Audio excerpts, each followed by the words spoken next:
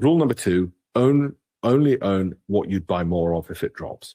For us, that necessarily means companies which are undervalued, growing, good, strong cash flows. If you're not willing to buy more of it when it drops, you're trading, you're speculating, you're going to panic. You're going to make your life very difficult. You might still make money if you make your life difficult, but chances are you won't. How do we know this? The academic research shows it. You're going to F it up. Eugene Feynman, Nobel Prize in Economics for that. Daniel Kahneman, same, showed it in different ways. Richard Thaler, Nobel Prize in Economics for showing it. And I've written about all of them in my Financial Times columns and my books because they were freaking amazing, the research they did. I only do what the best brains in the world have done, and I only buy the best companies in the world. I don't invent anything. I don't originate anything, okay? Because I'm not a Nobel Prize winner. I'm not good enough to be that, and I'm not good enough to be the CEO of a company. So I take their knowledge and apply it to those companies. That's it. Pretty easy life. It's the Warren Buffett life, okay? I don't try and be the guy. There's only 3 things that can happen: path A, B, or C.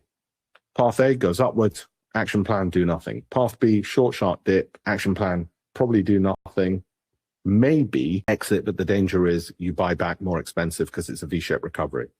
Path C, again, either do nothing, buy more, or exit in the hope of buying more back cheaper, but it might be a path B, and you don't know whether it's C or B until you look in the rearview mirror, in which case you might buy back more expensive.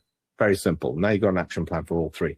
Based on your risk appetite, you'll decide which one of those to do. You don't have a time machine. You'll only know in hindsight which was the best thing to do. So to give you an example, in 2022, when the market had a prolonged fall, i.e. path C, the best thing to do was to exit and buy back cheaper.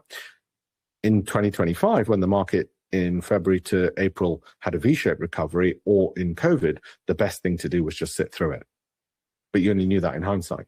So based on your risk appetite, you either did nothing, because your risk appetite was, hey, I'll do nothing, I'll wait, and bought more, or, which is more a Warren Buffett thing, or you were a bit more risk averse. You said, I think I'll get out, but I might have to buy back more expensive later, which is what happened if you did that during COVID, or if you did it this year. Or path C, you exited, and guess what? It fell and you bought back cheaper and you made out like a bandit, more than the person who did nothing. The optimal route we'll never know ahead of time. It'll be guesswork. So you've got to choose it to your risk appetite.